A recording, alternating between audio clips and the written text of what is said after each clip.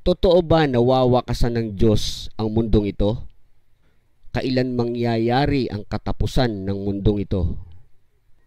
At ano ang mangyayari sa katapusan ng mundo? Ang sabi ng banal na Biblia sa ikalawang Pedro, Kabanatang 3, talatang 10. Datapwat darating ang araw ng Panginoon na gaya ng magnanakaw, na ang sangkalangitan sa araw na iyon ay mapaparam, kasabay ng malaking ugong, at ang mga bagay na nasa langit ay mapupugnaw sa matinding init, at ang lupa at ang mga gawang nasa lupa ay pawang masusunog. Kaibigan, kung talagang naniniwala ka sa Diyos, kung talagang sumasampalataya ka sa Diyos, dapat ang Diyos ang una mong iibigin.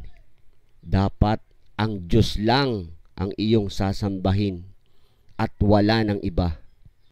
Ang sabi ng Panginoong Hesus sa Mateo, Kabanatang 22, talatang 37. Ibigin mo ang Panginoon mong Diyos ng buong puso mo at ng buong kaluluwa mo at ng buong pag-iisip mo. Salamat sa panonood at sa pakikinig mo. Sana ibahagi mo naman ito sa iba.